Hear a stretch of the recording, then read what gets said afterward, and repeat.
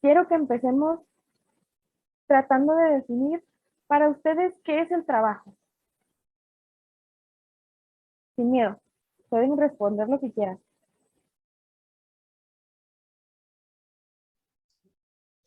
Una forma de vivir. Muy bien, una forma de vivir. ¿Quién más?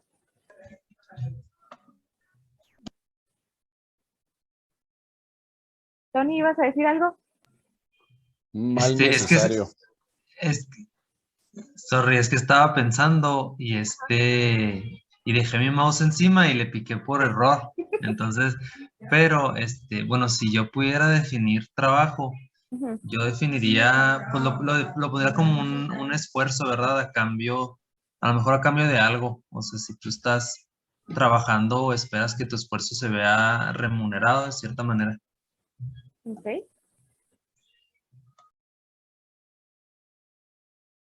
¿Alguna otra persona? Ahí de los que tienen las camaritas apagadas, ¿alguna participación? Lisbeth, ¿sí? Dime. Es un medio de subsistencia Ujú. que pues nos ayuda a dar nuestros dones al servicio de los demás, pero también pues nos es retribuido con algo. Ok. Muy bien. Vamos más o menos por ahí, solo que hay un detalle. El trabajo no siempre es remunerado. A veces no nos lo remuneran.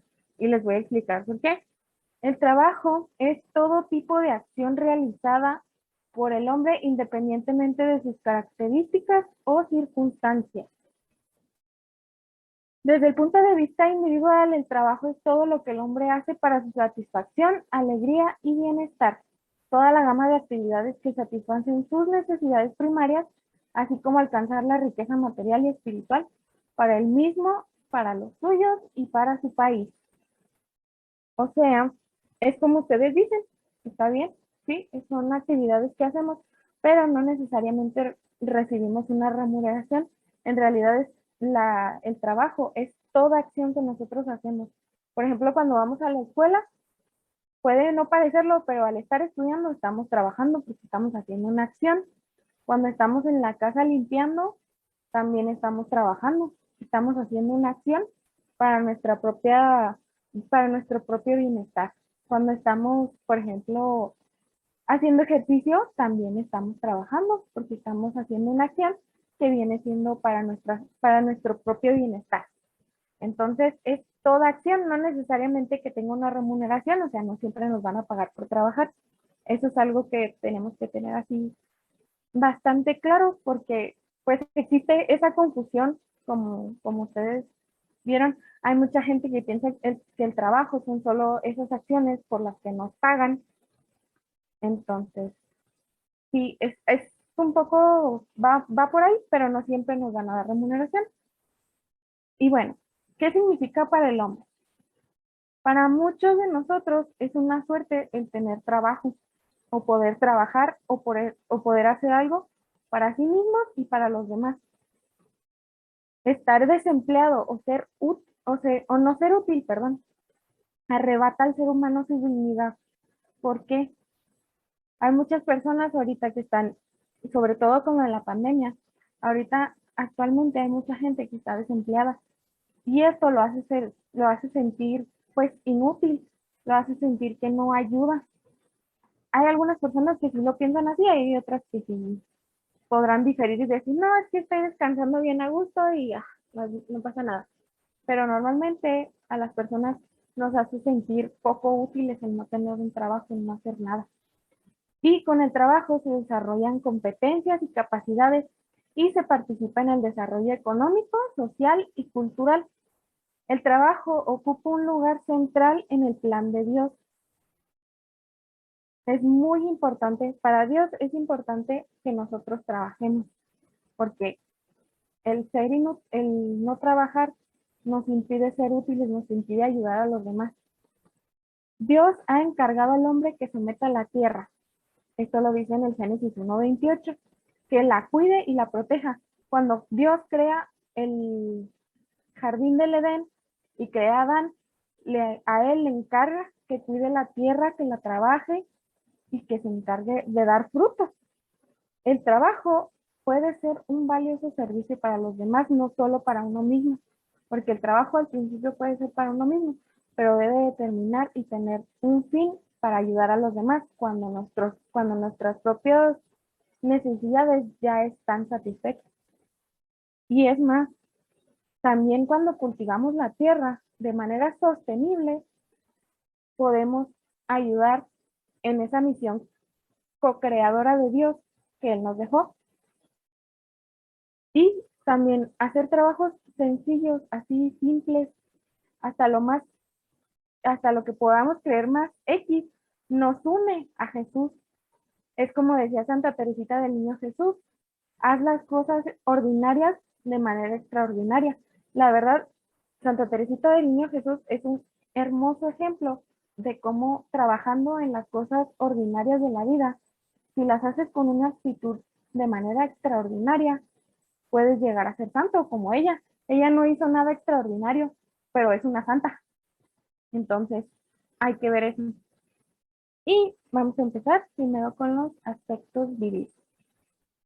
Como ya les había dicho, Mateo 6:12, que fue lo que leyeron, lo que les encargué que leyeran, dice, perdona nuestras deudas como también nosotros perdonamos a nuestros deudores. En la versión ya cambiada hacia el español, muchas veces y hasta cuando nosotros lo rezamos de manera popular, lo rezamos diciendo, perdona nuestras ofensas como también nosotros perdonamos a los que nos ofenden. Pero en realidad, etimológicamente, la palabra correcta es deuda. Perdona nuestras deudas como también nosotros perdonamos a nuestros deudores. Ahora la gran pregunta es, ¿qué debemos? ¿A qué se refiere Jesús cuando nos dice nuestras deudas? ¿Alguno tiene una idea de qué es eso que debemos? Porque tenemos una deuda enorme.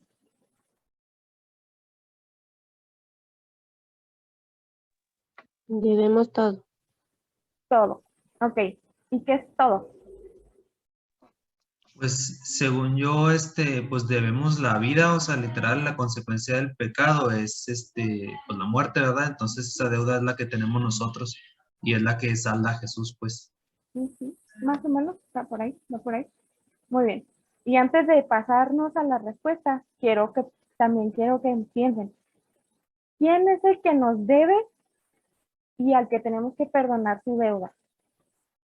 Porque ya vimos que nosotros tenemos una deuda, pero ¿quién tiene una deuda con nosotros? Si nosotros ya debemos todo.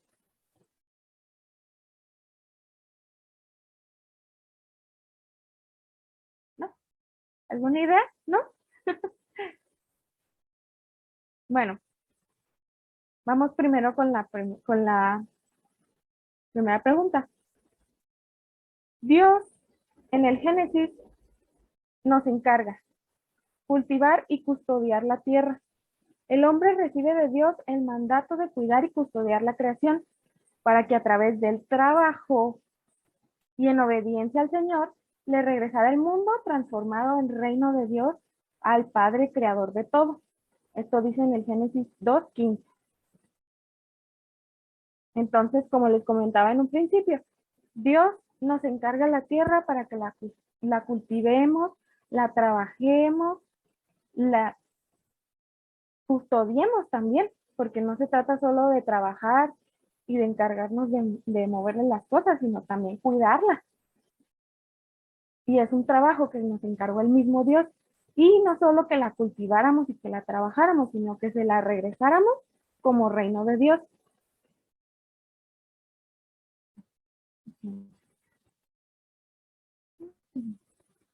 El hombre ha de reinar en él, pero no como dueño absoluto, sino como imagen del verdadero dueño de todo, empleándolo para el beneficio de todos, como se ve en el principio del destino universal de los bienes.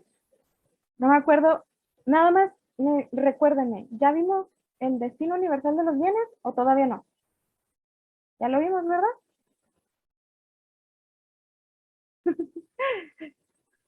Según yo todavía no. ¿No? ¿Seguro, Misael? Ah, mendigo Misael, te vamos a reprobar. ¿Sí lo vimos? Sí, es parte de los principios de la doctrina social de la iglesia. O sea, sí sabía, pero no sabía que ya lo hemos visto como un tema así, puntual. Disculpa, disculpa. Tachita, muy mal. No te creas, está bien, no pasa nada. Nada más con que sepan, con que comprendan el concepto de cuál es el destino universal de los bienes. Porque Dios nos encarga que nosotros reinemos en la tierra, pero no como dueños. O sea, el reino de Dios, el reino de aquí de la tierra, la creación, nos la encargó Dios, pero no nos la regaló así nada más de que esto ya es lo que quieras. Nos dijo qué es lo que teníamos que hacer, nos dijo, cultívenla, trabajenla, y luego me la regresan como reino de Dios. A Él que es el verdadero dueño. Ahora, aquí tengo una pequeña dinámica, minijuego con ustedes. Quiero que adivinen, así sin ver, sin investigar, qué dice esa cita bíblica. Es una parábola, pero ¿cuál parábola es? ¿Cuál creen ustedes que es? El sembrador. No, No, El buen pastor. no, tampoco. la de la vid. Una a la vez, una a la vez. La de la vid. Tampoco. La de los dones. No, tampoco. La de que iba a reclutar a los trabajadores. Más o menos, pero más específico. No, no es cierto, no, eso no es. Lori, tú no participes, tú ya sabes. No seas tramposo. Ah, perdón. ¿Se rinden?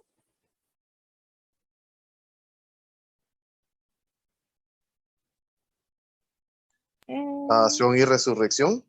No, es la parábola de los viñadores homicidas. ¿Alguien sabe de qué trata? Sí, que matan a los sirvientes y luego matan al hijo. Ajá, así es. El dueño de la viña contrata a unas personas para que trabajen su vid. Ellos la trabajan, la siembran, pero en su codicia, en su avaricia, que dicen, vamos a quedarnos la vid, no pegamos nada de dinero y ya nos quedamos nosotros y nos hacemos ricos. Entonces, el dueño de la vid manda a unos empleados, entonces los corren, los trabajadores los corren, así, pero a palos, de manera violenta. Y luego después vuelve a mandar a otros servidores, los vuelven a matar. Y luego dice el dueño, les voy a mandar a mi hijo, porque yo sé que como es mi hijo, a él sí lo van a respetar y no le van a hacer nada. Pero ¿qué piensan los trabajadores? Dicen, él es el heredero. Si lo matamos, ya no va a tener a quien darle la vid y nos la vamos a quedar nosotros. Entonces, cuando llega el hijo, lo matan. ¿Y por qué les digo esto? El hombre, tentado por el maligno, quiso arrebatarle el mundo al Creador, quiso ser dueño absoluto de algo que no es suyo, de algo que él no creó y que solo se le dio en arriendo. Nosotros somos esos viñadores, esos trabajadores homicidas. Sé que suena muy fuerte, pero así es. Y lo vamos a ir desmenuzando un poquito, de poco en poco. La rebelión del hombre. El hombre, al pecar, al comer de esa manzana, de ese fruto prohibido, perdón, porque no es una manzana, que quede claro. Al comer de ese fruto prohibido, se rebela contra Dios. Es solo una manera de verlo, es una figura retórica con la que tratan de iluminar cómo el hombre reniega de Dios, se rebela y dice, no, ya no quiero darle los frutos de mi trabajo a Dios porque son míos, porque yo los quiero, porque yo los trabajé. Entonces se declara autónomo y declara que la libertad es un derecho absoluto para todos los hombres. Pero irónicamente, deshonra este derecho inmediatamente al esclavizar a otras personas, al esclavizar a sus hermanos, al prójimo más débil, para ponerlo a trabajar para él en contra de su voluntad, que es como lo vemos en muchas empresas, bueno, no en muchas, pero sí en algunas empresas, por ejemplo, en Estados Unidos con los inmigrantes, cómo tienen que trabajar ellos, aunque no quieren, tienen que trabajar largas horas, bajo condiciones deplorables, solo para poder ganar dinero. Entonces, ¿en dónde está esa libertad? No existe esa libertad, ahí no está. Entonces, volvemos a la pregunta del principio. ¿Qué le debemos a Dios? ¿Qué es eso que nosotros decimos perdona nuestras deudas en cada Padre Nuestro, o que deberíamos de decir perdona nuestras deudas? Bien sencillo. El mundo transformado en reino de Dios a través de nuestro trabajo. Y el reino no se refiere a un sistema político o a un espacio geográfico, porque Dios no está como que en un espacio geográfico, sino se refiere a la efectiva y real soberanía de Dios sobre su pueblo, que libremente acepta su autoridad mediante la obediencia de su palabra. Esto es lo que le debemos a Dios. Le debemos nuestra vida, sí, pero también le debemos el mundo transformado en reino de Dios, porque Él no lo da como arriendo, no nos lo da para que nosotros hagamos lo que queramos con Él. Él nos lo ofrece para que nosotros después trabajemos duro, nos esforcemos para que sea reino de Dios, para regresárselo, no para quedárnoslo nosotros, porque si no lo quedamos nosotros estamos siendo egoístas.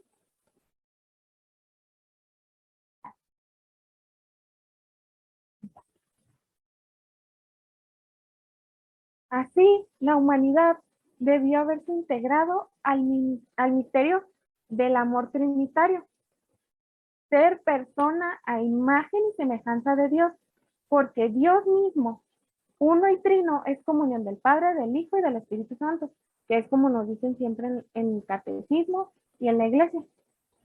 El hombre no puede encontrar su propia plenitud si no es en la entrega sincera de sí mismo a los demás. Nosotros no nos vamos a sentir plenos y libres si no estamos cerca y de la mano de Dios. Nosotros teníamos que haber regresado ese regalo de amor que nos dio Dios, que es el mundo, y regresarlo junto con los frutos de nuestro trabajo. Frutos que son agradables a Dios. Y con el servicio a nuestro prójimo. Es como en la parábola de los talentos. ¿Qué hacen los que le dan 5 talentos? Le regresa 10.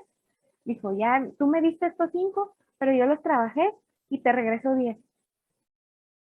Nosotros, por medio de nuestro trabajo, debemos multiplicar lo que nos dio y luego regresárselo de nuevo a Dios como ofrenda.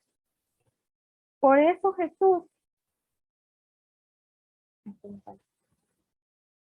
Jesús nos dice constantemente y con mucha insistencia que el primer mandamiento y el más importante es amarás a Dios con todo tu corazón, con toda tu alma y con todas sus fuerzas. Pero después añade, amarás a tu prójimo como a ti mismo. Y luego todavía lo hace más fuerte cuando nos dice, amarás a tu prójimo como yo los he amado.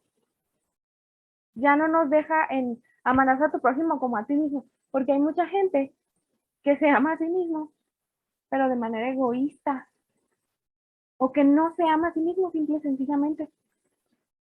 Entonces, para que no tengamos ninguna excusa, Dios nos la pone muchísimo más fácil. Jesús nos la pone muchísimo más fácil. Nos dice, ya no tienes que amarlo como a ti mismo. Ámalo como yo te amé. ¿Y cómo nos amó Dios? Hasta la cruz, hasta la muerte de cruz. Pero ¿qué pasa?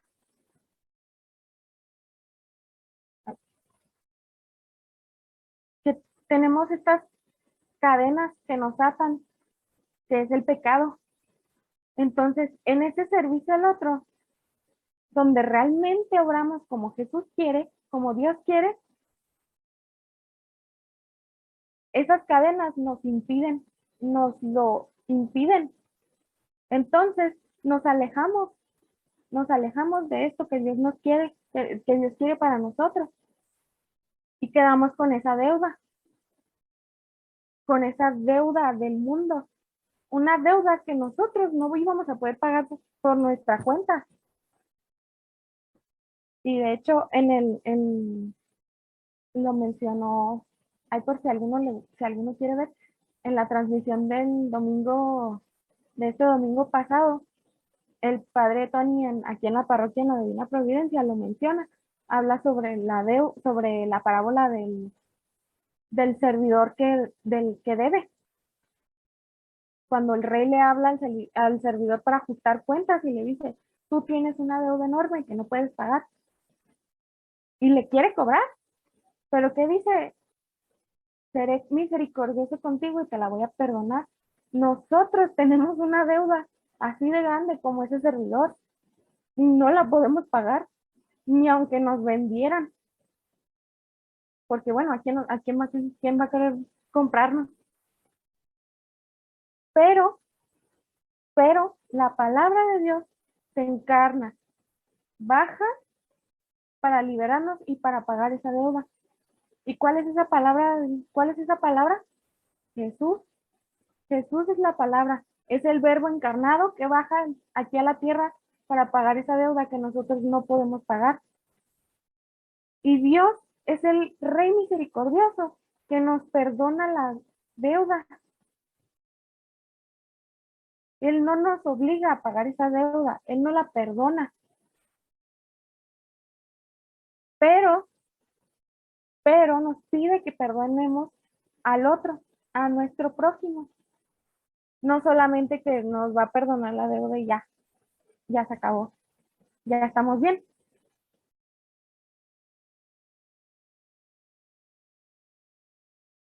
Porque al perdonar nosotros, conocemos la misericordia. Al aprender nosotros a perdonar, conocemos esa misericordia. Entonces, nos unimos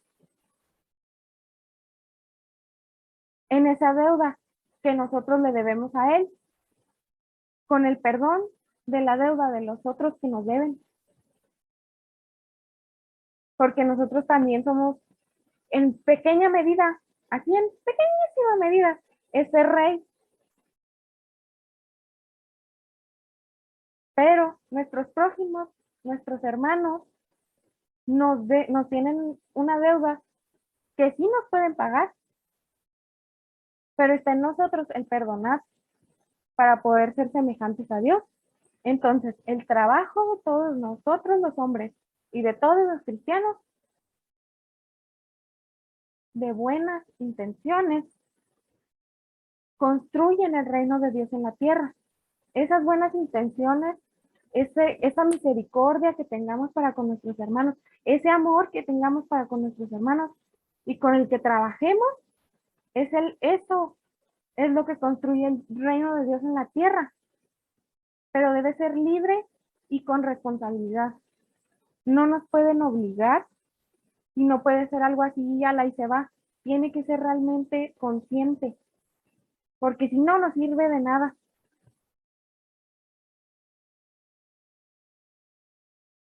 Y tiene que estar sujeto a esos principios de la doctrina social de la Iglesia que ya les comentaron, que es la solidaridad y la subsidiariedad. ¿Sí se acuerdan? ¿Sí se acuerdan, verdad? Muy bien. Ahora, ¿qué pensaba Jesús del trabajo? ¿Qué era lo que pensaba él? Porque al encarnarse también comparte ese trabajo con nosotros. Jesús fue, con respecto a nosotros, semejante en todo, menos en el pecado.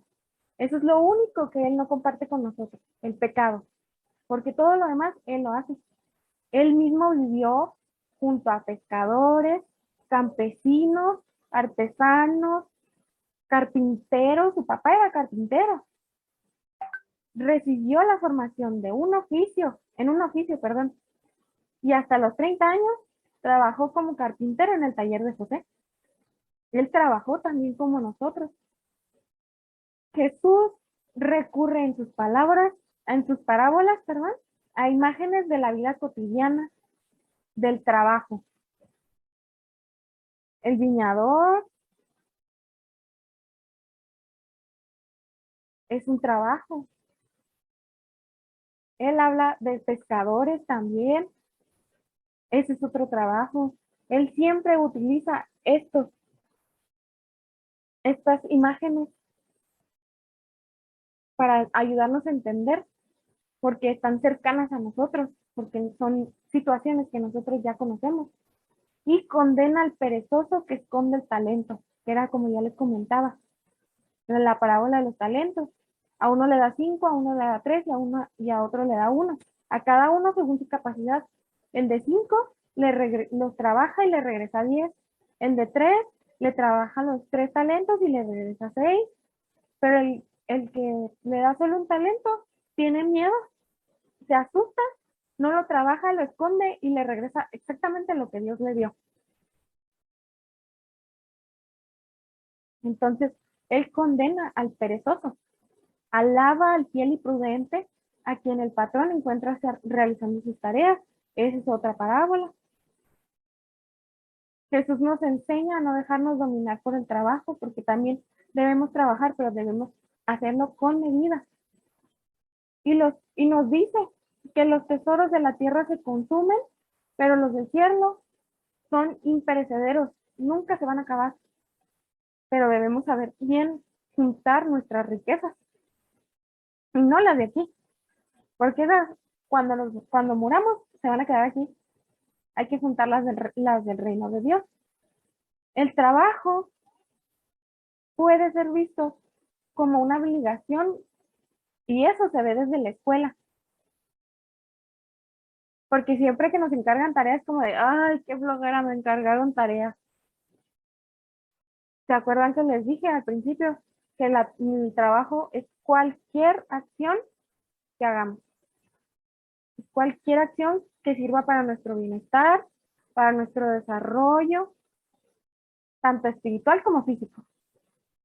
Cualquier acción. Entonces, ya desde la escuela, vemos el trabajo como una obligación durante nuestra formación o ya en el ejercicio de una actividad profesional. Porque nos encargan de algún trabajo o alguna actividad y es como de, ay, qué flojera, tengo que hacer esto. Ay, es que ya no lo quiero hacer. ¿Cómo nos quejábamos? ¿Cómo hay muchos que se quejan en las escuelas, en la primaria, en la secundaria, hasta en el bachi o incluso en la universidad? Ay, es que me encargaron demasiada tarea. Ay, es que no lo quiero hacer. Pero tenemos que aprender de Jesús. Él trabajó. Él hizo un gran esfuerzo. El cargar la cruz también fue un trabajo para él. Entonces nosotros tenemos que aprender de él a llevar nuestra cruz de cada día y a seguirlo, que era como vimos en el evangelio de la semana antepasada, creo, la antepasada genial. Creo que no, esa semana fue el evangelio. No recuerdo bien, pero fue en una de estas semanas.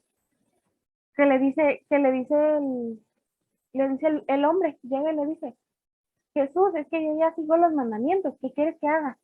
Bueno, vende tus posesiones, toma tu cruz de cada día y sígueme.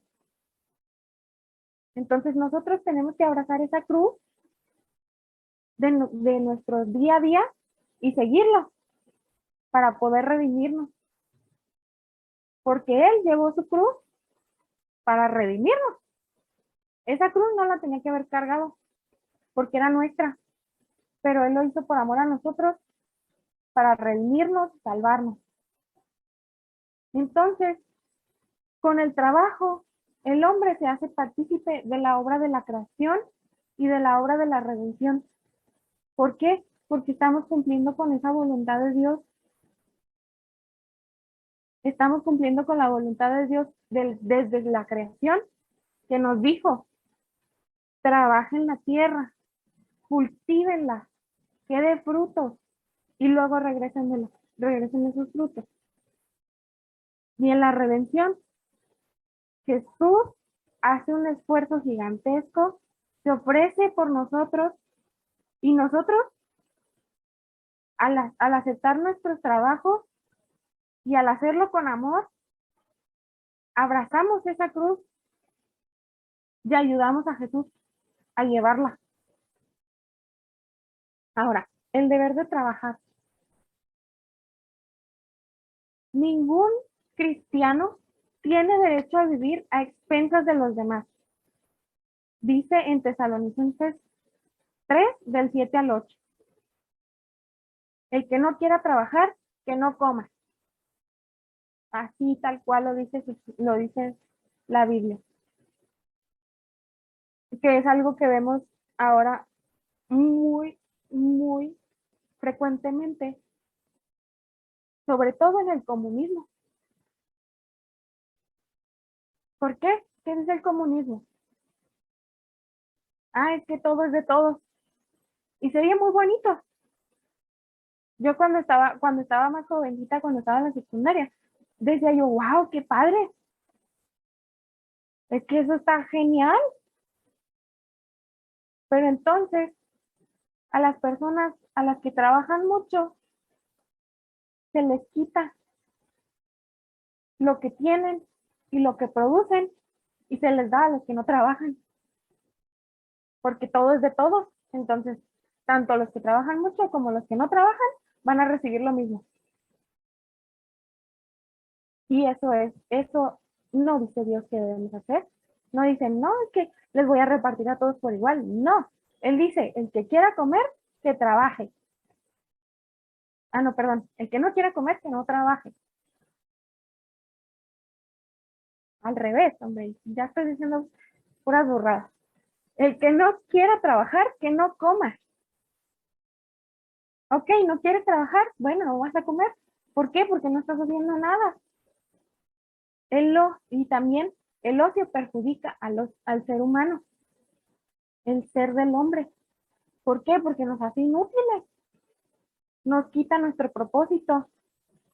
El cristiano está obligado a trabajar para ganarse el pan y para atender al prójimo más pobre. No solo se trata de trabajar por nosotros, que era como les comentaba al principio. Vamos a trabajar por nosotros, pero una vez que ya tengamos nuestras necesidades cubiertas y estemos estables, hay que ayudar a los demás. ¿Por qué? Porque el Señor manda dar de comer al que tiene hambre, de beber al que tiene sed, dar ropa al que está desnudo, acoger al que está desamparado y a cuidar y acompañar a todas esas personas que no se pueden valer por sí mismas. Pero como veían ustedes en los principios de la doctrina social de la iglesia, una cosa es ayudarlos cuando no pueden y enseñarles para que después ellos puedan hacerlo solos, a simplemente darles y darles y darles y darles y darles y darles.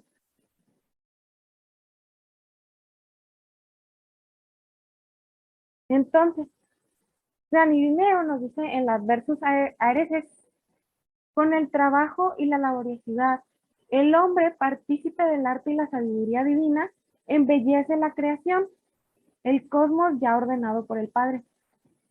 Nosotros al trabajar, al hacer esfuerzo, trabajamos de la creación, como ya les comentaba. Nosotros nos hacemos partícipes, pero debemos hacerlo con amor, El trabajo humano orientado hacia la caridad se convierte en medio de contemplación, se transforma en oración. Al nosotros hacer un trabajo, pero al hacerlo con caridad, con amor, estamos orando. Estamos haciendo oración y podemos hacer oración cuando estamos trabajando. No necesitamos estar pensando, Padre nuestro que estás en el cielo, mientras estamos trabajando, mientras estamos haciendo algo. Con el simple hecho de hacerlo con amor y caridad, con una buena actitud, ya estamos haciendo una oración. El trabajo es parte de la vida. Pero que quede muy claro, no es la vida en sí. La vida no se trata solo de trabajar. El trabajo tiene como fin alcanzar la vida eterna en Dios con la oración, el culto a Dios y una caridad activa. Tenemos que trabajar porque así, como les decía, nuestro trabajo se transforma en oración y con esa oración nosotros nos vamos santificando para poder llegar al cielo. Y eso nos va a ayudar a poder cultivar una caridad. Pero necesitamos hacer el trabajo de buena forma, si no, no cuenta. Bueno, el valor profético de la Rerum Novarum. ¿Alguien sabe quién escribió la Rerum Novarum?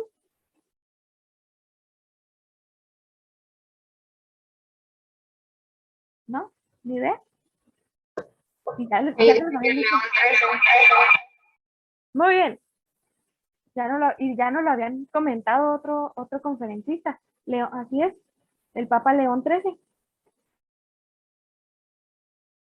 La revolución industrial era parte de la realidad que se vivía en ese momento, que es en la segunda mitad del siglo XVIII y principios del siglo XIX.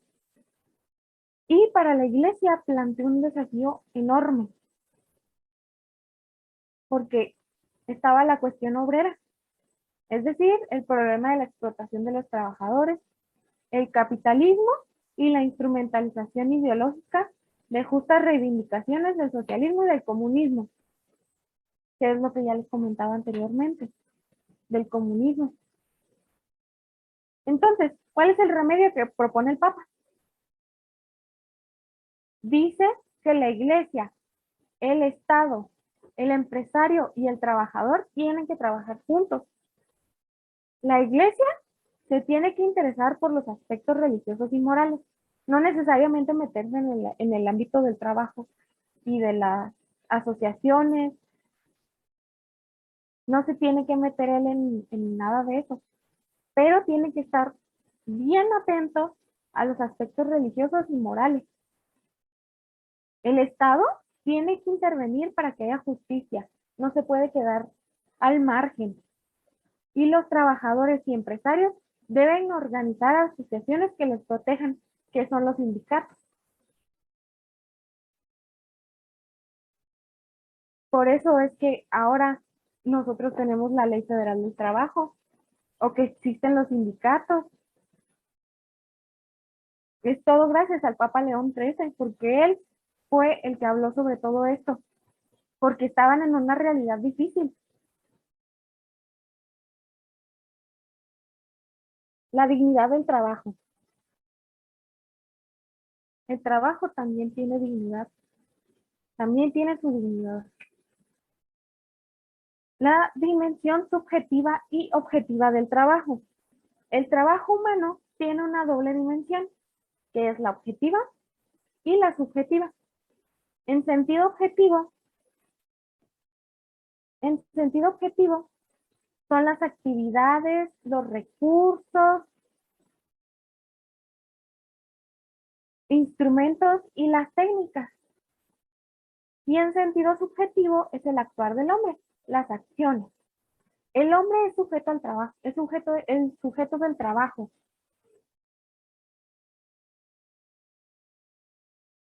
El sentido objetivo son todas esas herramientas, las cosas que utilizamos. Quiero que me digan qué ven que hay similar en estas dos imágenes que tengo aquí abajo. ¿Qué encuentran de similitudes? En que los dos lo sigue operando el ser humano. Así es. Muy bien, Miguel. Ese es el sentido subjetivo. El hombre está sujeto al trabajo. Siempre debe ser el fin del trabajo. El sentido objetivo siempre va a variar, como se puede ver aquí en las imágenes, en estas dos que tenemos aquí. En la primera imagen, el sentido objetivo, ¿cuál es? El arado y los animales, estas vacas creo que son, y caballos. Y en esta otra imagen, ya está moderno, ya es un tractor. Y ese es el sentido objetivo. Siempre va a estar cambiando, pero el sentido subjetivo siempre va a ser estable. Como dice Miguel, aquí hay un hombre, aquí sigue habiendo un hombre. Siempre va a ser el sentido del trabajo, siempre es el hombre, no puede cambiar. La subjetividad es lo que le da al trabajo su dignidad. Es lo que le da el sentido. Y el trabajo humano también posee una intrínseca dimensión social. Se trabaja con otros y para otros. Por eso es la doctrina social de la iglesia. Porque no se trata de trabajar para mí, se trata de trabajar para mí y para los demás.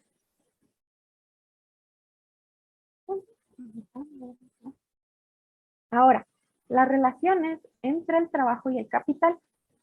El capital son todos los medios materiales de producción, los recursos financieros, etcétera, etcétera, etcétera. Puede no necesariamente ser dinero, porque existe el capital líquido y el capital fijo. Entonces, no siempre va a ser dinero, también pueden ser las herramientas. Son instrumentos con los que trabajamos. Pero la doctrina social de la iglesia destaca la prioridad del primero sobre el segundo, así como su complementariedad. No puede haber trabajo sin capital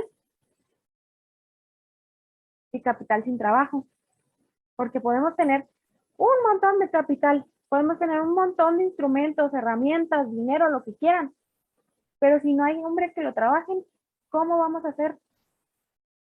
¿Qué es lo que vamos a hacer? Nada. Se van a quedar ahí las herramientas echándose a perder y oxidándose.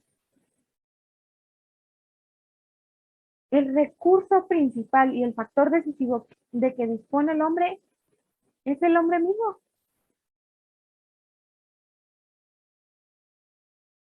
Porque podremos no tener herramientas tecnológicas súper avanzadas, podremos no tener mucho dinero, pero si tenemos gente trabajando en ello, ya tenemos todo lo que necesitamos. En la antigua organización del trabajo, el sujeto acababa por equipararse al objeto, a la máquina. Que es como regresamos a la revolución industrial. En ese entonces no había dignidad en el trabajo. No existía. No había leyes, no había nada que lo regulara. Para los empresarios, para los dueños, daba igual el hombre, el ser humano. Era casi como una máquina, si lo puedo reparar, lo reparo, y si no, pues ahí vas para afuera y el que sigue. Entonces, estaban igual. Cuando debería de ser el hombre y el capital. El trabajo y el capital. El subjetivo y el objetivo. El conflicto entre el capital y el trabajo se origina sobre todo por el hecho de que los empresarios se guían por el principio del máximo rendimiento. con salarios lo más bajos posible y la búsqueda desenfrenada de productividad. Se enfocan demasiado en cuánto pueden producir, en cuánto pueden ganar, en la eficiencia, en la eficacia, y se olvidan por completo del ser humano que está trabajando ahí para darte esa productividad. Les pagan miserablemente para no tener que gastar todo eso que ya produjeron y para tener más y más y más, para tener mayor ganancia y tener lo mínimo de pérdida. Y aquí arriba dice, cuando debería de ser al revés. Debería de ser al revés esto. Y aquí arriba, Richard Branson dice, cuida a tus empleados y ellos cuidarán de tus negocios. Tan simple como eso. Una persona que trabaja adecuadamente, una persona a la que tú cuidas bien, que tiene buena salud, que tiene dinero para pagar sus alimentos, para pagar sus servicios, que está estable, que tiene un bienestar físico y mental, va a producir más que si lo explotan. Y eso se ha comprobado. Se ha comprobado en varias empresas en Europa, sobre todo en Asia. Ya existen empresas en donde hay áreas donde se puede dormir, donde les dan alimentos, controlan los horarios de trabajo, se les paga correctamente y se ha demostrado que son mucho más eficientes en menos tiempo que lo que una persona que trabaja normalmente de manera casi en esclavitud. Ahora, ¿cuáles son las nuevas formas de explotación que se presentan en nuestra actualidad? Bien fácil. El desempleo, el trabajo informal, el trabajo infantil, el trabajo mal remunerado y la explotación en el trabajo. Trabajos que hacen precaria y a veces imposible la vida familiar. ¿Les parece justo esto? ¿Se les hace justo? Y ya lo veíamos en la ley natural. Ese sentido de la justicia. O esto que está aquí abajo, ¿se les hace justo? Es un pobre muchacho que tiene que andar en las calles con un cartel diciendo que está buscando, que se está ofreciendo como mesero. Ya ni siquiera va a buscar los papeles, los clasificados, o sea, ya tiene que ir a las calles a ponerse con un cartel de que él puede trabajar como mesero. Son estas cosas las que nos quitan la dignidad, las que nos arrancan la dignidad. El trabajo, el hacer un trabajo nos dignifica. El desempleo nos quita esa dignidad que tenemos como seres humanos. Ya habían visto ustedes la dignidad humana, que es intrínseca con el hombre.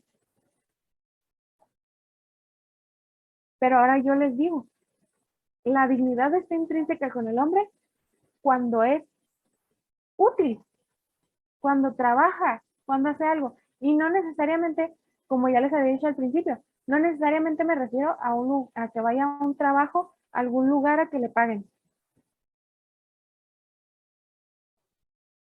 También se ayuda en su casa. Las amas de casa tienen toda la dignidad. ¿Por qué? Porque trabajan en sus hogares. Tal vez no les paguen, pero ellas hacen un trabajo y eso es lo que nos da la dignidad. Porque para eso nos creó, para eso nos dio Dios el mundo. Para eso creó Dios el mundo y nos lo entregó, para que nosotros lo trabajáramos. Y eso es lo que nos regala la dignidad, lo que nos da la dignidad. Entonces, esto no solo son el desempleo, el estar sin hacer nada, le quita la dignidad a un hombre, a un ser humano.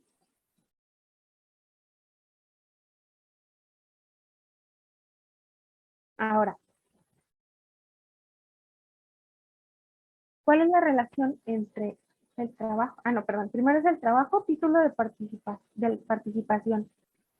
Entonces, como hablábamos ya del trabajo y el capital, la relación entre estos dos se realiza también mediante la participación de los trabajadores en la propiedad, en su gestión y en sus frutos. No solo que se ponga a trabajar ahí como loquito haciendo cosas y ya. Tiene que ser partícipe completamente. No puede quedarse al margen, porque él está trabajando para hacer algo. Necesita que le den algo.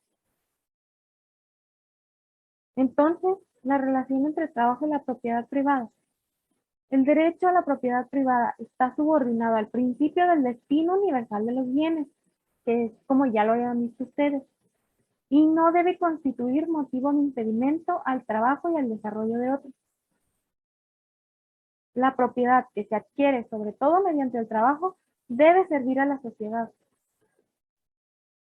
Nosotros tenemos que trabajar para lograr nuestros frutos. Y a lo mejor esos frutos son nuestra propiedad privada, pero debe estar siempre al servicio de los demás. O vamos a caer en ese pecado otra vez del egoísmo, de quedarnos las cosas, y no vamos a construir el reino de Dios.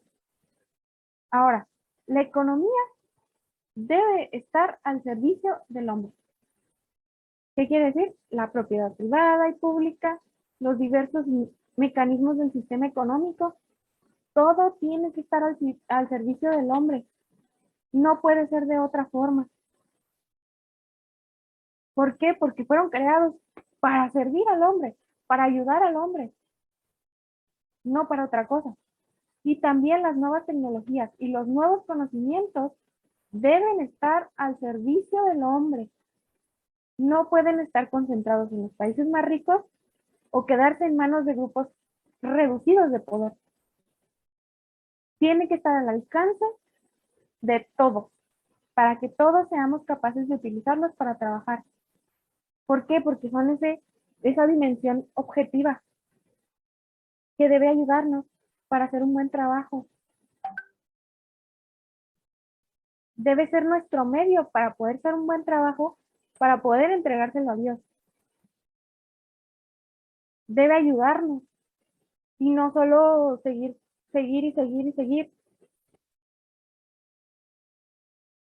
Como estamos viendo ahorita en China, en Japón, en esos lugares que ya están súper avanzados. Cómo están creando robots con inteligencia artificial que buscan sustituir al hombre. Buscan eliminar esa dimensión subjetiva. Cuando el trabajo tiene como fin el hombre, tiene como fundamento el hombre. El trabajo sin hombre no es trabajo. Ya se crearon automóviles que se manejan solos. Que tiene muchas ventajas, sí tiene muchas ventajas. Pero ¿qué va a pasar? Se le va a quitar el trabajo a todas esas personas que subsisten de ser taxistas, tal vez conductores de Uber, de Didi, o inclusive puede que hasta llegue a eliminar el trabajo de los choferes de autobuses, de los del metro allá en la Ciudad de México o en otras ciudades, del tren. Ya no se va a necesitar ese ser humano. ¿Por qué? Porque ya se están creando tecnologías que lo van a reemplazar. Cuando debería de ser la tecnología para ayudarnos, no para eliminarnos de la ecuación. Ahora, otra cosa muy importante es el descanso festivo. El tiempo del reposo, sobre todo el dominical, Está destinado a nosotros para que podamos gozar de aquello que no se produce y no se consume, no se compra y no se vende. Esto lo dice la catequesis del Papa Francisco sobre la fiesta en la familia. Lo dijo el día 12 de agosto de 2015. Tenemos derecho a ese descanso festivo. Es un derecho para poder atender la vida familiar, la vida cultural, la vida social y sobre todo la vida religiosa. A esto se contribuye la institución del Día del Señor. ¿Qué dice el Génesis? Trabajó hasta el sexto día y el séptimo día, el séptimo día descansó. Y por eso se constituyó al séptimo día como el Día del Señor. Por eso es que el domingo es el Día del Señor.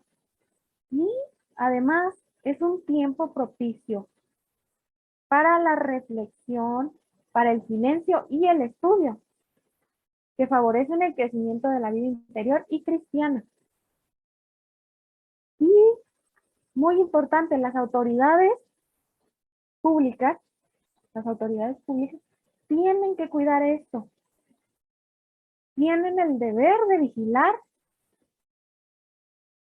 que se cumplan estas leyes, estos derechos, para que los ciudadanos no se vean privados, ya sea por motivo de productividad, de sobrecarga de trabajo, lo que sea, para que no se vean sobrecargados de un tiempo que debería de estar destinado al descanso y en la mayoría de los casos, aunque tristemente ya no todos, el culto divino. Los patrones tienen una obligación con respecto a sus empleados. Todos los cristianos tenemos que cuidar el guardar el día del Señor, ya seamos obreros o jefes. Tenemos que tener cuidado con ese día. Resulta muy sintomático que la época misma, que ya no reconoce a Dios como Señor de la existencia, sino que quiere ser autónoma, esclavice al hombre en el trabajo de un modo sin precedentes. El séptimo día ha de dar al hombre la libertad de la existencia sin trabajo para que llegue a la plena conciencia de su nobleza. Esto lo dice Romano Guardini en su libro Verdad y Orden, volumen 1, que son las homilías universitarias. Es como lo dice en la Biblia. El sábado está hecho para el hombre y no el hombre para el sábado. El trabajo, el hombre fue hecho y fue encargado para que trabaje la tierra. Pero el hombre no está hecho para trabajar todo el tiempo. No tenemos por qué trabajar todo el tiempo. También necesitamos nuestro descanso para reflexionar sobre lo que hemos hecho. Ahora, la participación de los laicos en la misión sacerdotal de Cristo.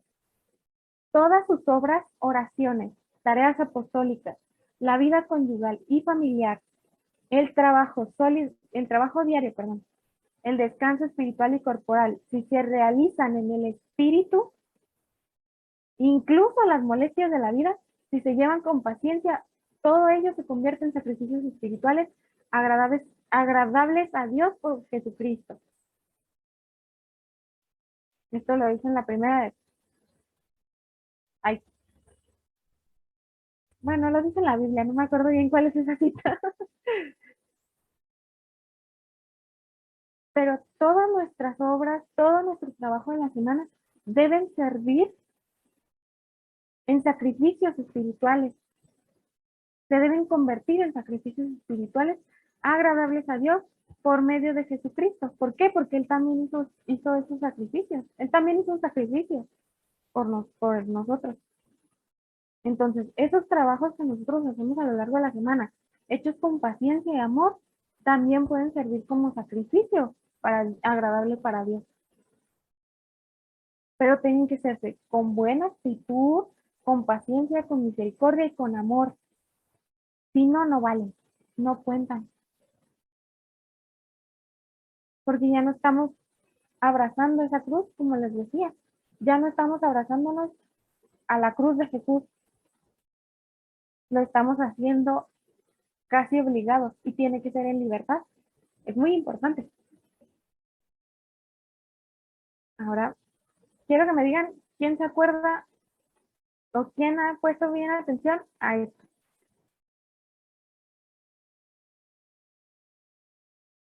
¿Qué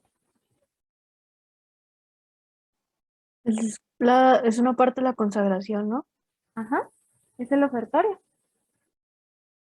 Es un canto de ofertorio.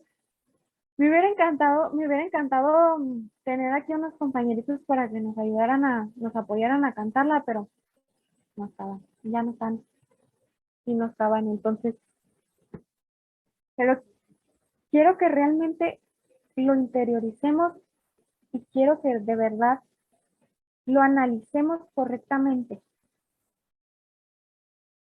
¿Qué dice? Hemos entregado nuestras vidas al Señor.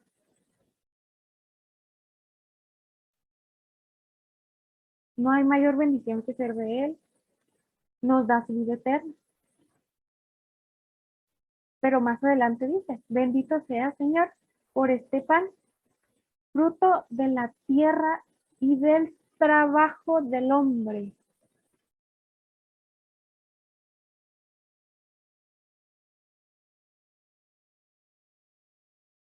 ¿Sí? Es ese pan que nosotros ofrecemos el domingo en la misa. Es fruto de nuestro trabajo de toda la semana. En ese momento en el que se está cantando el ofertorio, en ese momento en el que el sacerdote levanta el vino y el pan, ahí también se están ofreciendo todas nuestras actividades, todo nuestro trabajo de toda la semana como fruto agradable a Dios. Por eso es tan importante el descanso, porque así nosotros podemos ir y hacer esas ofrendas. Ahora, el derecho al trabajo. El trabajo, como ya les decía, es muy necesario. La necesidad del trabajo se muestra por el hecho de que el hombre debe buscar y producir lo que necesita para su vida, que era como ya les decía. El que no quiera comer, el que no quiera trabajar, que no coma. Entonces, todo ese trabajo es necesario, porque si queremos comer, tenemos que trabajar. Entonces, para este fin, ha recibido el hombre un cuerpo y ha sido dispuesto en un ambiente donde puede buscar alimentación, cultivar la tierra y explotar los materiales que le ofrece la naturaleza. Es tan natural para el hombre trabajar como para un pájaro volar. Tan natural como eso. Tan normal como esto es para nosotros. Y debería de serlo. El trabajo es un derecho fundamental y un bien. Tenemos derecho a trabajar. Eso es lo que nos da la dignidad como seres humanos. Es lo que nos da el propósito y lo que nos hace ganar el pan de cada día. El trabajo es una necesidad. Si yo no voy y trabajo un día, ya no me lo pagan. Y a lo mejor yo ya no pude comer un día. Entonces es necesario y luego también, si queremos formar y tener una familia, ¿qué necesitamos? Necesitamos capital para poderlos mantener. ¿Cómo podemos producir ese capital? Trabajando. No hay otra forma. No se nos va a regalar. Nos ayuda a adquirir el derecho a tener una propiedad. Así, con todo ese capital, tú puedes comprar tu propia casa, tu auto, son tus propiedades privadas, que deben estar al servicio de los demás, pero son tus propiedades privadas. Y ya una vez que nosotros en nuestra familia tenemos nuestras necesidades satisfechas, entonces debemos contribuir al bien común de nuestra otra familia, que es la humanidad. No podemos guardarnos todo lo que producimos para nosotros mismos. Tenemos que compartirlo. Tenemos que llevarlo a los demás y no solo quedárnoslo. El trabajo es un bien de todos que debe estar disponible para todos aquellos capaces de él. A todos los que sean capaces. Porque no todos somos capaces. Es verdad que hay gente que no tiene las capacidades para trabajar, pero los que sí las tenemos que hacerlo y debe estar disponible ese trabajo para nosotros. La plena ocupación es, por tanto, un objetivo obligado para todo ordenamiento económico orientado a la justicia y al bien común. Y esto lo dicen en Mateo 20, el 6 y el 7. El alto índice de desempleo, la presencia de sistemas de instrucción obsoletos y la persistencia de dificultades para acceder a la formación y al mercado de trabajo constituyen un grave obstáculo en el camino de la realización humana y profesional. Y esto es algo que nosotros aquí en México, y más específicamente aquí en Chihuahua, vivimos mucho. Tenemos sistemas de educación que ya están bastante obsoletos. No funcionan bien, no nos preparan correctamente. Y eso nos impide realizarnos profesional y espiritualmente.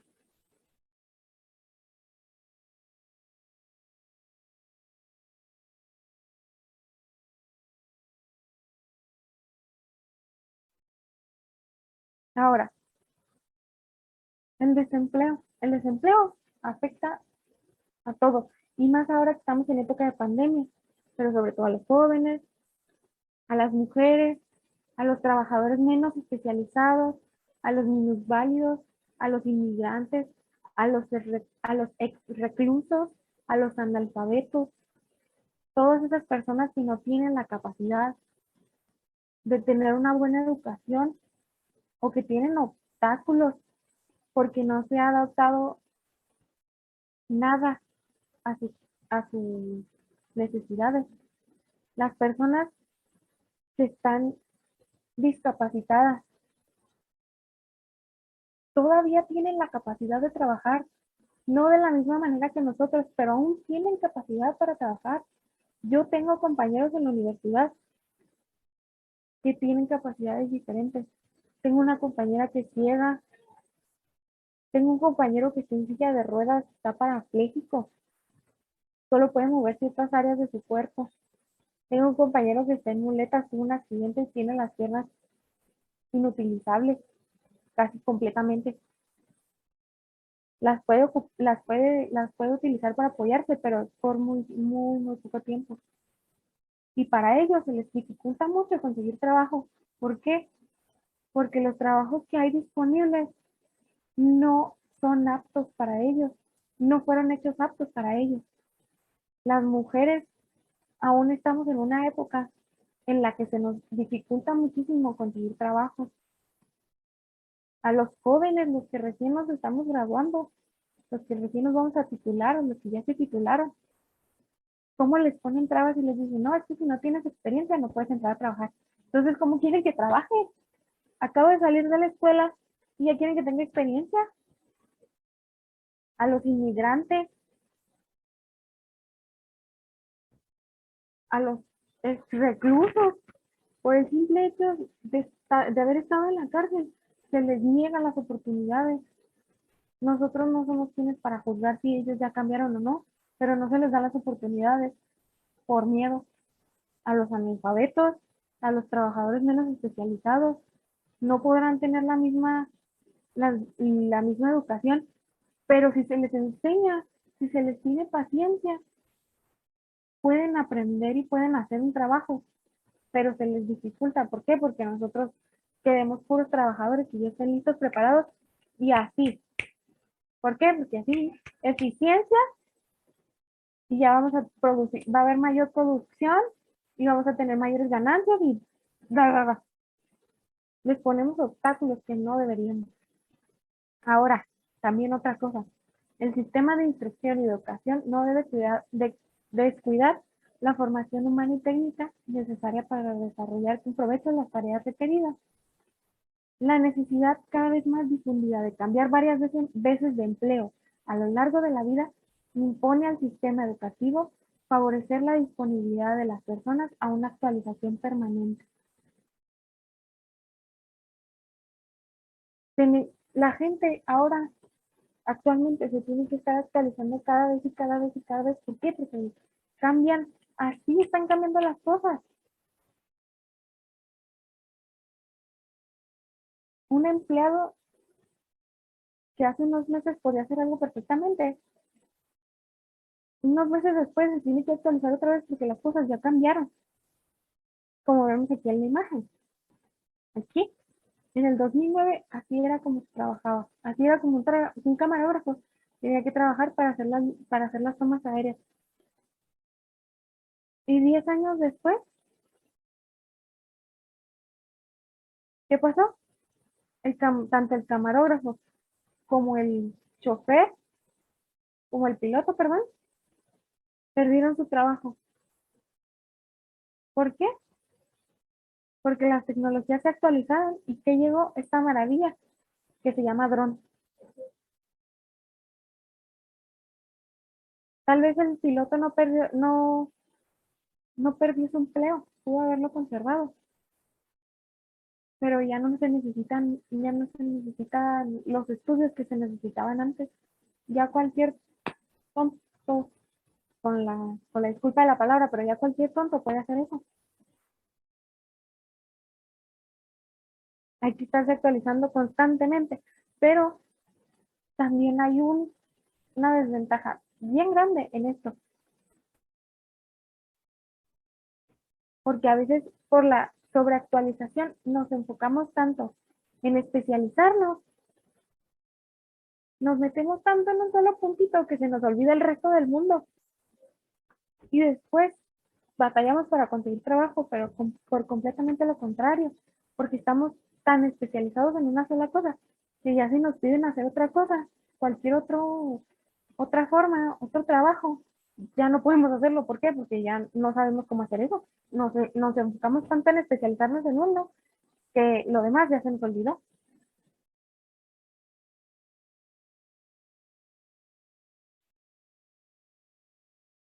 Entonces, aquí hay que tener mucho cuidado porque están esas dos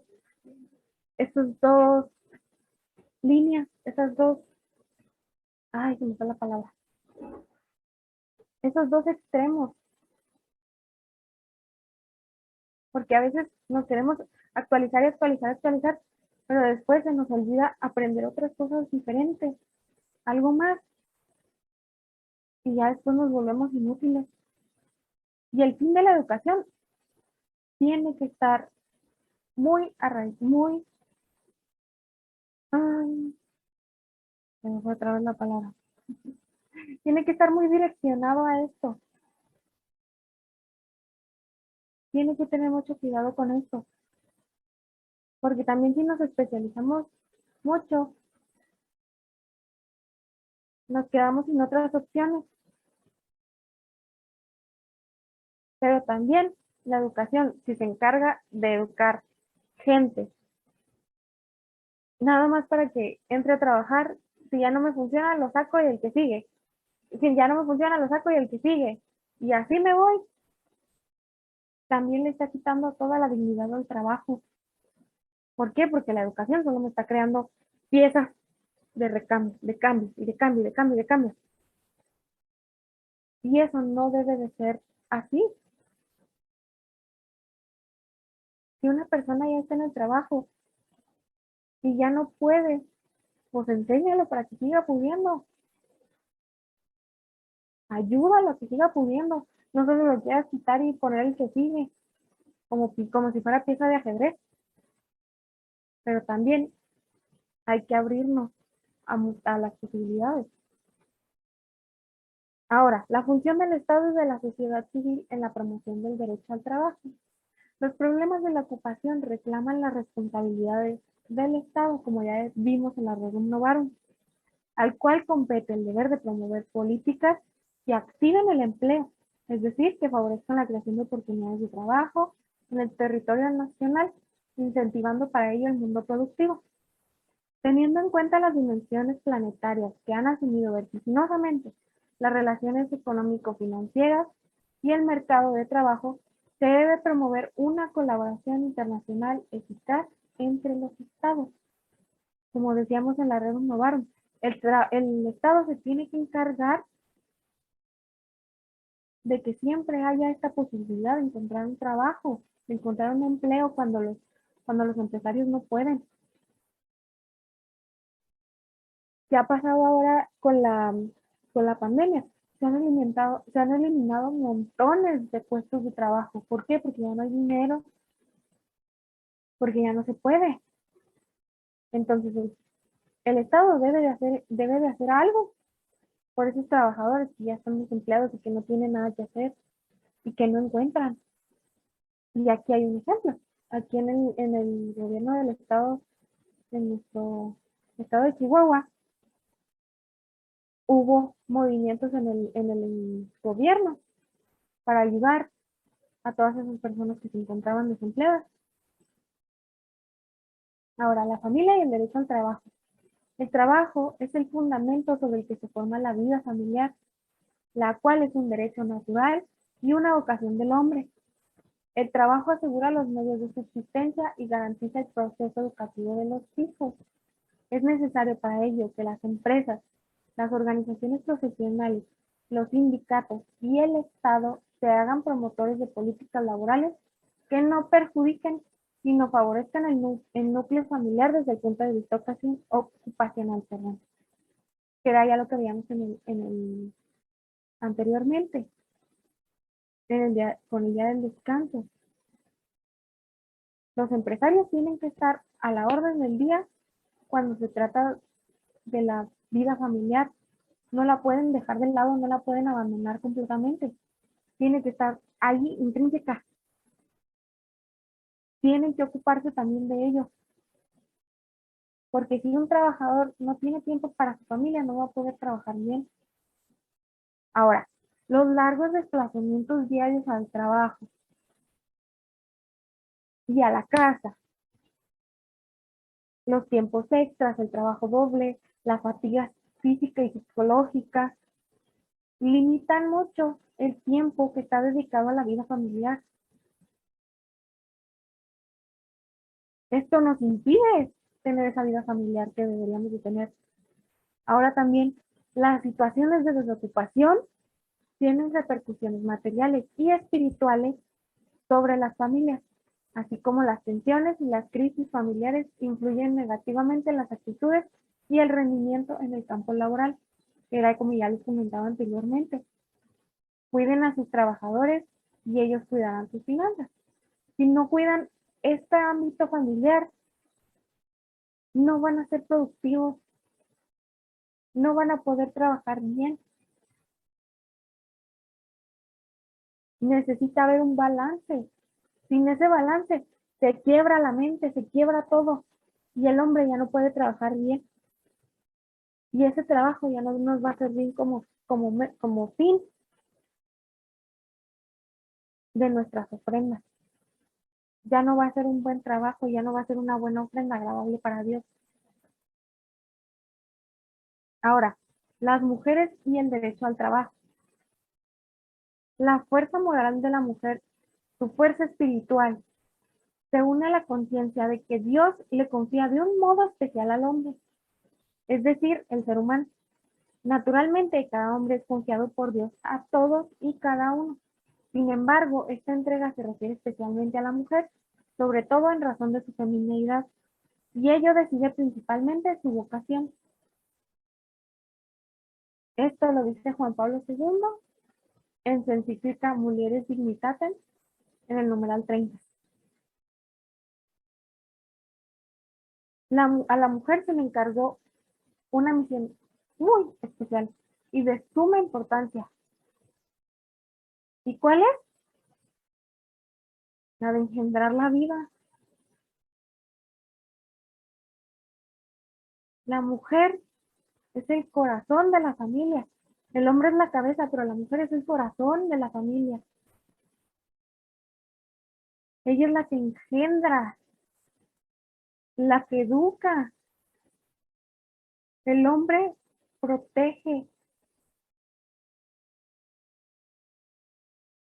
pero la mujer educa. Es un trabajo complementario. Así debe de ser. Aunque ahora actualmente se nos dice que no, que la mujer ya puede, que la mujer se puede realizar de otras maneras y no tiene nada de malo. Pero quieren hacernos creer que el hombre es nuestro enemigo y no es así. Juntos se pueden hacer vida, crean una vida de nada, del cero. Y la mujer tiene esa misión, esa vocación a la maternidad. Ahora, ¿qué dice William Golding? Creo que las mujeres están locas y pretenden ser iguales a los hombres. Son bastante superiores y siempre lo han sido. Cualquier cosa que des a una mujer, ella lo hará mejor. Si le das esperma, te dará un hijo. Si le das una casa, te dará un hogar. Si le das alimentos, te dará una comida. Si le das una sonrisa, te dará su corazón. Engrandece y multiplica cualquier cosa que le das. Si le das basura, prepárate a recibir toneladas de... Ya no digo esa parte.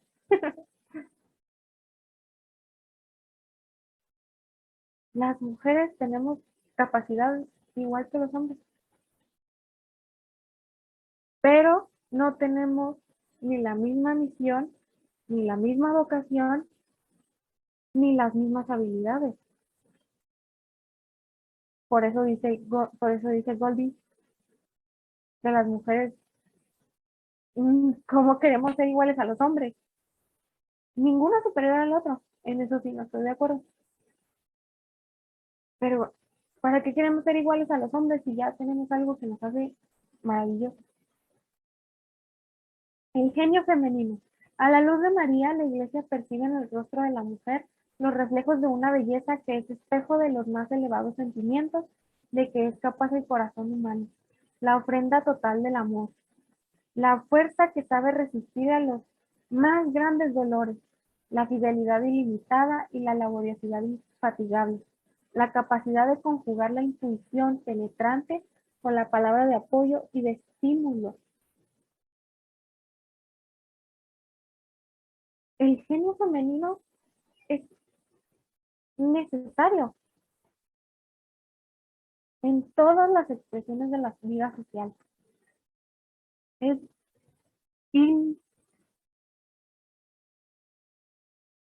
incambiable, es irreemplazable. Se necesita, por eso Dios nos hizo como somos. Por eso se debe de garantizar la presencia de las mujeres también en el ámbito laboral. Se requiere también. Se necesita de ese lado femenino, como diríamos. Se necesita de esa mirada femenina.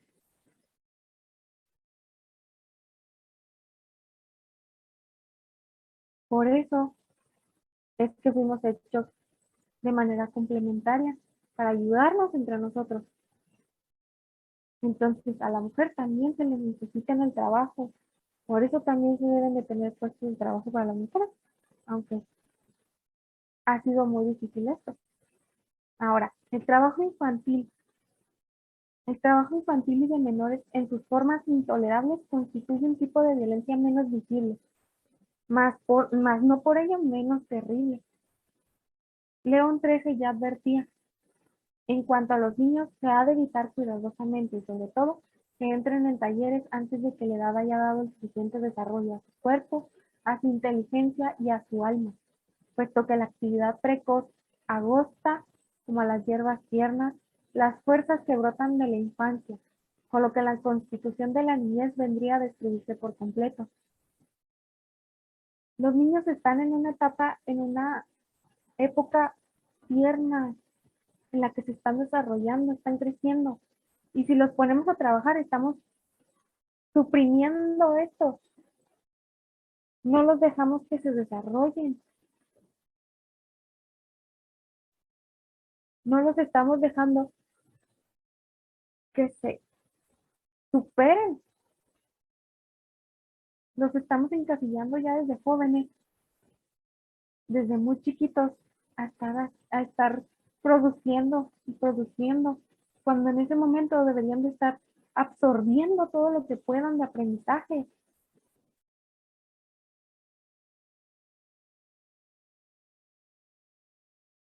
La inmigración y el trabajo.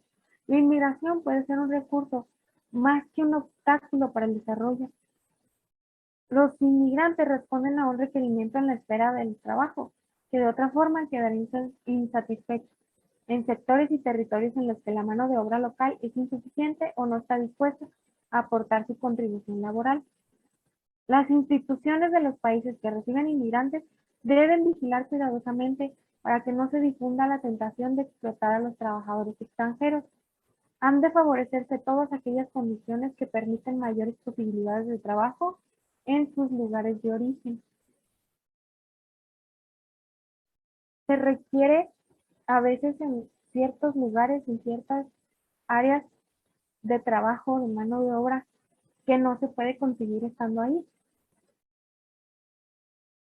Por ejemplo, un caso aquí muy cercano, en la sierra, para estas épocas, para el invierno, se requiere de mano de obra para la pizca de la manzana y para la pizca de la nuez.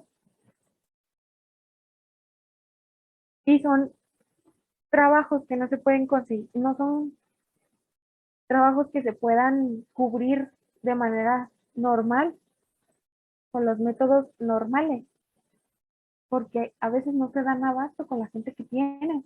Entonces, ¿qué hacen? Pues buscan de otros lados. Y buscan a los inmigrantes, porque son gente que está dispuesta a trabajar en lo que haga falta, pero se tiene que cuidar muy especialmente a ellos, porque son vulnerables. Por eso mismo, de su necesidad de trabajo, son vulnerables a ser explotados. El mundo agrícola y el derecho al trabajo. El trabajo agrícola merece una especial atención debido a la función social, cultural y económica que desempeña en los sistemas económicos de muchos países, a los numerosos problemas que debe afrontar en el contexto de una economía cada vez más globalizada y a su importancia creciente en la salvaguarda del ambiente natural. Ellos también son importantes. La agricultura es súper fundamental. Ellos son los que producen lo que nosotros consumimos. Todas esas verduras que nosotros vamos y buscamos al súper, ellos las producen y son muy importantes. Aparte que ayudan al sustento de la tierra. El producirla, el trabajarla,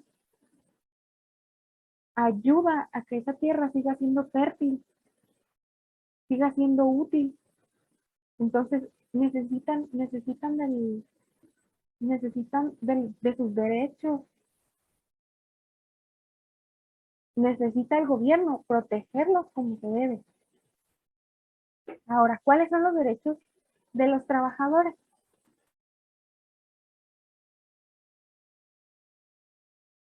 Los derechos de los trabajadores, como todos los demás derechos, se basan en la naturaleza de la persona humana y en su dignidad trascendente, que es lo que ya les enseñó Gabriel. todos los seres humanos tenemos dignidad intrínsecamente. Entonces, estos derechos de los trabajadores provienen de ahí.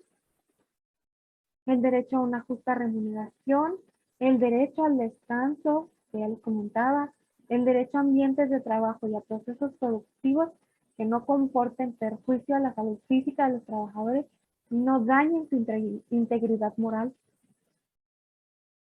El derecho a que sea salvaguardada la propia personalidad en el lugar de trabajo, sin que sean conculcados de ningún modo en la propia conciencia o en la propia dignidad. El derecho a subsidios adecuados e indispensables para las existencias de los trabajadores desocupados y de sus familias, como lo es el Afore, que tiene esta cláusula para los desempleados, que los ayuda con esos ahorros que ya han tenido para que ellos puedan subsistir mientras consiguen otro empleo. El derecho a la pensión, así como a la seguridad social para la vejez, la enfermedad y en caso de accidentes relacionados con la prestación laboral. Porque a veces pensamos mucho en el ahorita, en el ahora y en el ahora, pero no nos ponemos a pensar en después. Cuando ya estemos grandes, cuando ya estemos viejos, ya no vamos a poder trabajar y necesitamos de algo que nos ayude, que nos apoye, que es la pensión. O cuando estamos enfermos o tuvimos algún accidente. El derecho a provisiones sociales vinculadas a la maternidad, todos esos derechos de maternidad, la ausencia, el seguro, todo lo que se requiere. Porque hay trabajos en los que no se dan estos permisos por maternidad. Una mujer está embarazada y hasta el último momento que puede trabajar, trabaja. Y ya cuando se tiene que ir por su situación, porque ya va a dar a luz y la despiden cuando debería de acomodarse las leyes y los reglamentos para que se le permita irse sin el riesgo de perder ese trabajo. El derecho a reunirse y asociarse, que son los sindicatos, que son los que luchan para que todos los derechos sean respetados. Ahora, el derecho a la justa remuneración y distribución de la renta. La remuneración es el instrumento más importante para practicar la justicia en las relaciones laborales. El salario justo es el fruto legítimo del trabajo. Hay trabajos en los que no se nos van a remunerar, por ejemplo, las tareas, nuestras actividades del hogar, pero cuando tú trabajas, cuando tú tienes un contrato con un dueño, con un empresario, con un patrón, lo justo es que se te pague, es que se te remunere,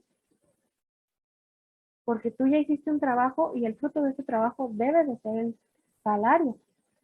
Y comete una grave injusticia quien lo niega o no lo da a su debido tiempo y en la justa proporción al trabajo realizado.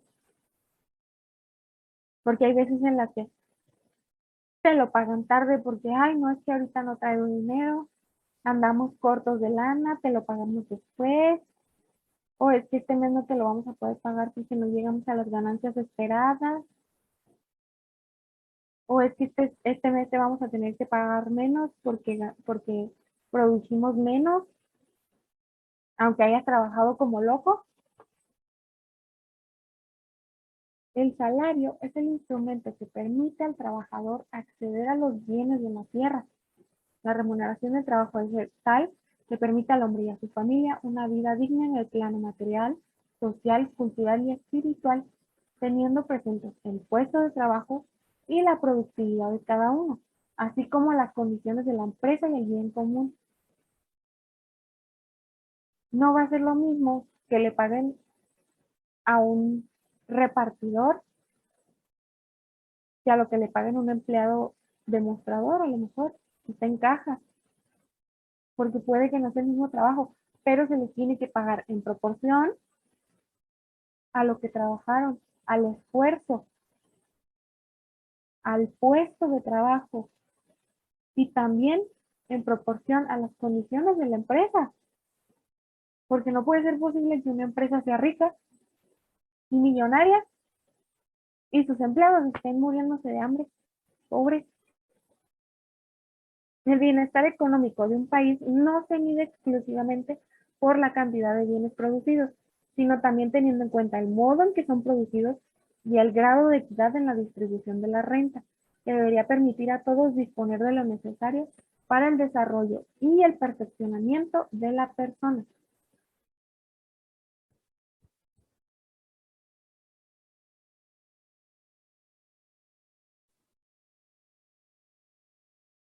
El país no va a ser exclusivamente ricos o estar con un bienestar económico solo por la cantidad de bienes que producen, porque no se trata solo de eso, sino de cómo se reparte entre sus habitantes.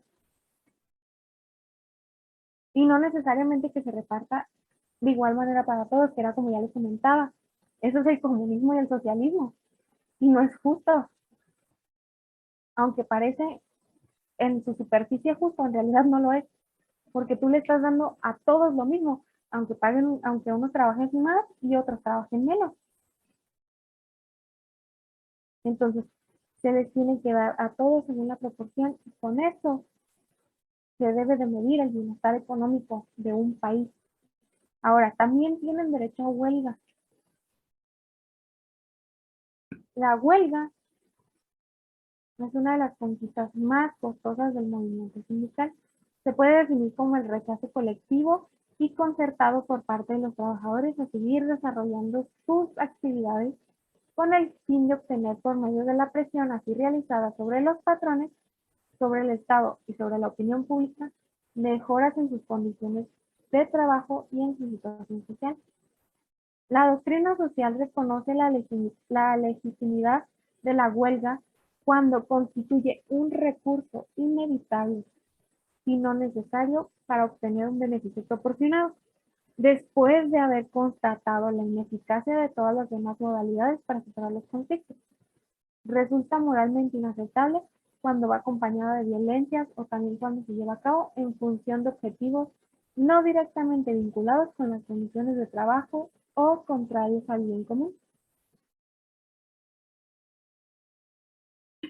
La doctrina social nos dice que es legítima la huelga, pero solo cuando los otros medios no funcionaron y tiene que ser de manera pacífica, sin violencia y también tiene que ser con fines justos y destinados al bien común. Como por ejemplo hace un par de años hubo una huelga de los agricultores que se encargan de la siembra del frijol. ¿Por qué? Porque se les estaba pagando muy poco por sus producciones. Se les estaba pagando injustamente. Entonces quisieron ellos cerrar las casetas y dejaron de cobrar. ¿Y qué hacían? Vendían sus frijoles ahí en las casetas.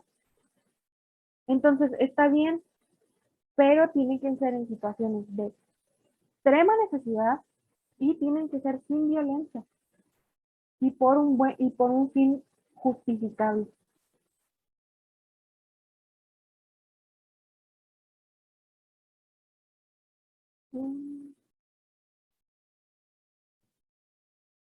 Okay. Estoy saltando esto porque ya nos queda muy poquito tiempo.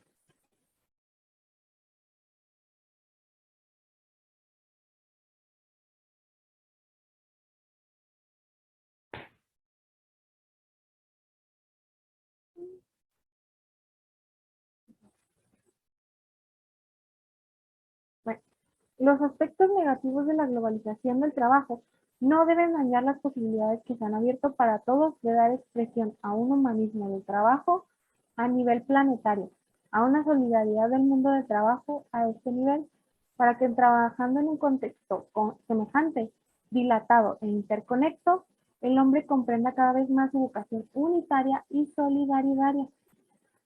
¿Qué quiere decir esto? En este momento, en esta época del mundo, de la historia, estamos viviendo algo muy, muy importante, que es la globalización. Pero esto debe ser usado como un método para mejorar el trabajo. Como les comentaba, por ejemplo, ahorita, en Japón tienen unos métodos de trabajo, bueno, en Asia, porque no me acuerdo bien si era en Japón o en Corea del Norte, pero en Asia están ya complementando unos métodos de trabajo en donde se les da áreas de descanso a los trabajadores, se les da tiempo de descanso para que vayan y hasta se duerman, se les da alimento, se les da ciertas horas y después de esas ciertas horas ya no se permite que se trabaje, se respetan los horarios muy bien. Entonces, ahora con lo que estamos viviendo la globalización, eso nos puede ayudar a que métodos como ese se expandan por el resto del mundo. No necesariamente tiene que ser negativo para nosotros, pero debemos saber cómo utilizarlo de manera correcta.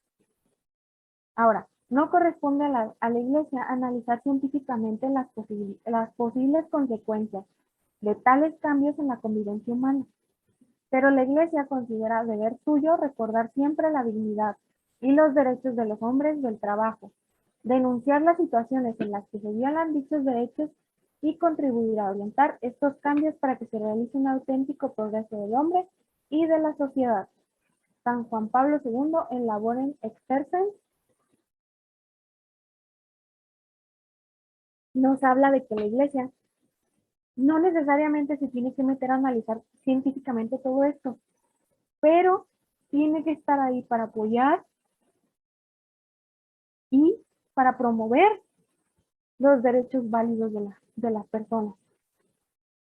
Por eso es que el Papa León XIII escribió la Rerum Novarum, porque le vio la situación que había en el mundo y quiso señalar las cosas que estaban mal para que se pudieran hacer bien, para que se pudiera mejorar esta situación. Ahora, ya como cierre y último punto, quiero hablar sobre un pensamiento que fue como la conclusión de un libro de Gilbert K. Chesterton. Ahora, al final de su libro, Lo que está mal en el mundo, Gilbert K. Chesterton alude a una ley promulgada en aquel periodo en el Reino Unido, según la cual, para evitar las epidemias de piojos en los barrios pobres, los niños de la clase obrera deberían llevar las cabezas rapadas. Los médicos sugieren suprimir el pelo. No parece habérseles ocurrido suprimir los piojos. Ahora, esto es algo muy importante, muy interesante. La clase obrera, pues eran esas personas que tenían que estar todo el tiempo trabajando. Todo el tiempo tenían que estar en sus trabajos con horarios terribles, ganando muy poco. Y en ese entonces se vio la epidemia de piojos. ¿Y qué fue lo que sugirieron los médicos? Cortarles el cabello a todos los niños, raparlos, para que se acaben los piojos, para que ya no haya más cabezas a donde se peguen. Pues sí, pero ¿por qué no suprimir los piojos en lugar de cortarles el cabello? El cabello de esa niña que se ve ahí es algo bueno. Es algo bueno. Cualquier otra cosa podrá ser mala, pero el cabello de esa niña es bueno. ¿Por qué? Porque la madre cuando ve el cabello de su hija se siente orgullosa, se siente orgullosa. ¿Por qué? Porque su hija es bella. Y si hay algo que esté en contra del cabello de esa niña, entonces todo eso se debe eliminar. Porque es malo. Porque el cabello de esa niña es bueno. Y si los empresarios, si los terratenientes, si las leyes, si el Estado está en contra de esa niña, pues quemamos todo. Pero a esa niña no se le debe tocar ni un solo cabello. Podremos quemar ciudades, civilizaciones enteras, pero esa niña no se queda sin cabello. Ay, no sé si se dejó de ver.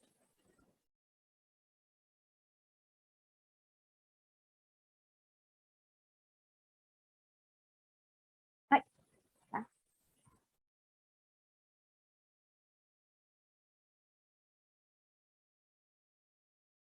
bueno, se dejó de ver la pantalla. A ver si lo comparto otra vez. Ya me vi.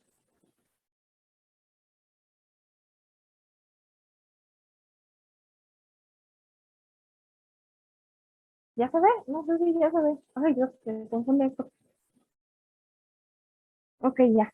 Creo que ya. Entonces,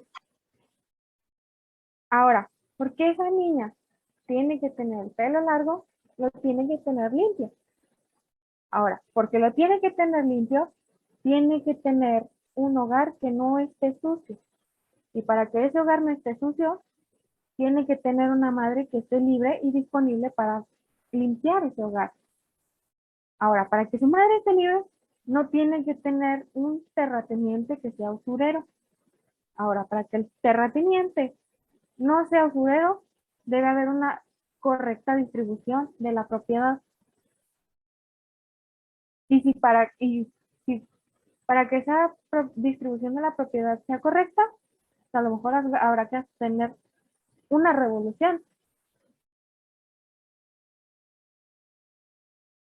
¿Por qué? No sé si estamos teniendo dificultades técnicas. Y se ve, es que aquí no lo veo bien. Aquí mi computadora es el que no está bien. Ay, Dios. No, como que se dejó de ver, Fernanda. Ah, Ahí está ya. ¿ya? Ok, bien. Ahora, te dice Chesterton en su libro, la pequeña golfilla del pelo rojo a la que acabo de ver pasar junto a mi casa no debe ser afeitada, ni lisiada, ni alterada. Su pelo no debe ser cortado como el de un convicto. Todos los reinos de la tierra deben ser mutilados y destrozados para servirle a ella.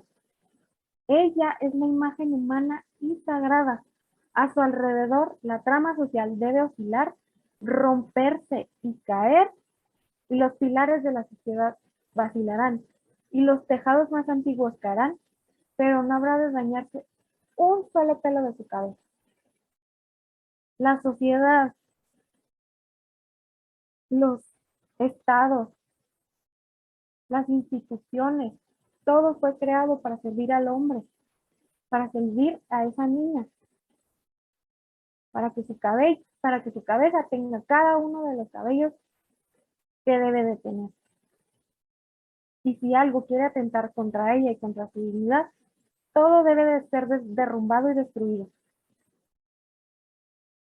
Las instituciones fueron creadas para ayudarnos, para servirnos y para ayudarnos, para servirnos como medio para alcanzar la santificación. Y si no nos están ayudando, pues lo tendremos que destruir y volverlo a construir.